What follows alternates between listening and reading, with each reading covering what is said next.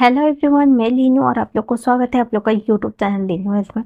तो गाइस देखिए, आज जो है ये मैं आप लोग से शेयर करूंगी। जब भी आपका आईवीएफ होता है, आपका मन में हमेशा रहता है कि क्या करें, सिंगल एम्ब्रियो ट्रांसफ़र करें या डबल एम्ब्रियो ट्रांसफ़र करें। तो मन में हमेशा ये रहता है क्या करना सही है। जो मैं अपना एक्सपीरियंस से बताऊँगी, हो सकता है आपको ये सही लगे या ना लगे, बट मैं अपना एक्सपीरियंस जो है शेयर करूँगी। ये जो मेरा एक्सपीरियंस, ये मैं उम्मीद करती हूँ कि किसी न किसी को हेल्प ज़रूर होगा।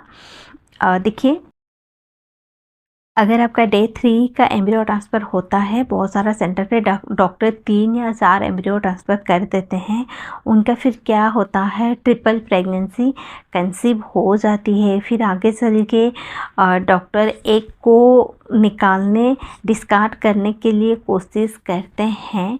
तो कई बार 2 हो जाती है, कई बार पूरा 3 ही हो जाती है। तो आपको हमेशा आईवीएफ में क्या देखना चाहिए। देखिए, डे 3 का एम्ब्रियो अगर है तो फिर आप फिर भी 2 ट्रांसफ़र करना सही होगा।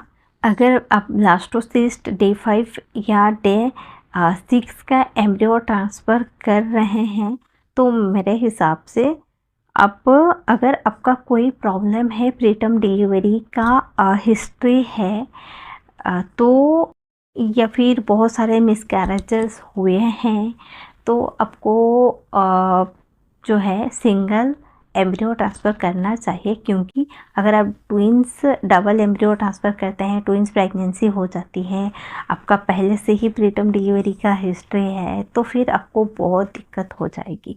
तो आपको सोचना चाहिए, थोड़ा सा दिमाग, दिल से नहीं दिमाग से सोचना चाहिए। हो सके अगर आप एक डॉक्टर से आपको सेटिस्फेक्शन आंसर नहीं मिल रही है, आप डिसाइड नहीं कर पा रहे हैं, तो 2-3 डॉक्टर से कंसल्ट कीजिए, 2-3 गायनेकोलॉजिस्ट से कंसल्ट करने का बाद फाइनल कीजिए, डिसाइड कीजिए कि आपको क्या करना चाहिए। देखिए, मैं अपना एक्सपीरियंस शेयर कर रही हूँ। मैं भी कहीं न कहीं ऐसा स्टेज दे के आई हूँ, तो ये बहुत दिक्कत हो जाती है। उस टाइम क्या ये सब डिसाइड कर पाना बहुत मुश्किल है। जब आपको पता चलता है कि आपका पास अभी जो एम्ब्रियो है इतना अच्छा क्वालिटी नहीं है, डॉक्टर भी कहीं न कहीं बोल देते हैं कि 2 ट्रांसफ़र कर दीजिए, जो होगा आगे देखेंगे। तो मेरा मन में हमेशा ये रहता था, अगर 2 ट्रांसफ़र करूँगी, 2 कंसीव हो जाता है, तो मेरा तो ट्विन्स प्रेगनेंसी आगे जाएगा ही नहीं, क्योंकि मेरा प्रीटर्म डिलीवरी का हिस्ट्री हो चुकी है एक बार।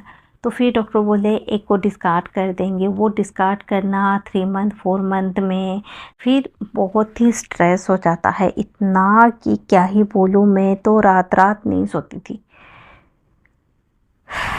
तो देखिए, अगर मेरे हिसाब से डे 5 का एम्ब्रियो है, आपका कोई ना ही प्रीटर्म डिलीवरी का हिस्ट्री है, ना ही मिसकैरेजेस का हिस्ट्री है, तो कुछ प्रॉब्लम नहीं है, तो आप 2 एम्ब्रियो ट्रांसफ़र कीजिए। उससे सक्सेस रेट थोड़ा ज़्यादा होता है, तो आप 2 एम्ब्रियो के साथ जा सकते हैं।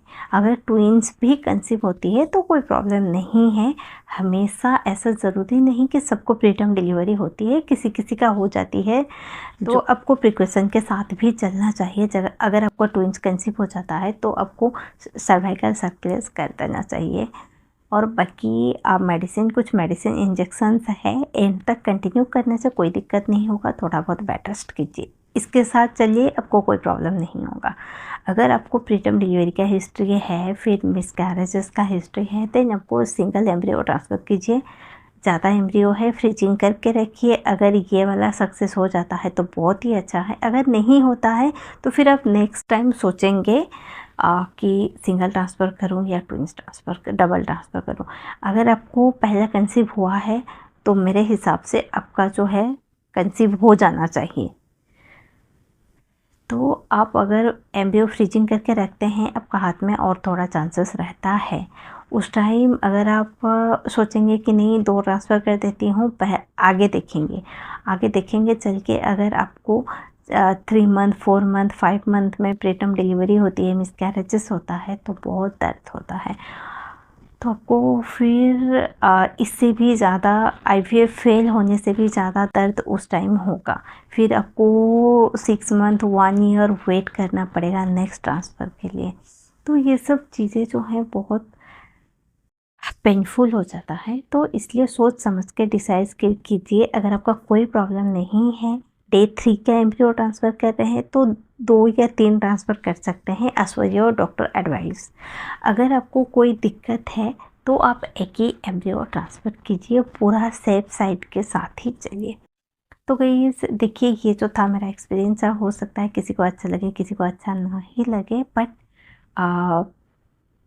हमेशा भगवान से मैं यही प्रे करूँगी, अगर आईवीएफ करते हैं तो पॉजिटिव आता है तो भगवान सही सलामत डिलीवरी तक लेके जाइए, बीच रास्ता में किसी को भी ना छोड़े। तो गाइस अगर आज का ये वीडियो आप लोग को हेल्पफुल लगे, इन्फॉर्मेटिव लगे, वीडियो को ज़रूर लाइक शेयर कर दीजिए। फिर मिलते हैं अनदर न्यू वीडियो में।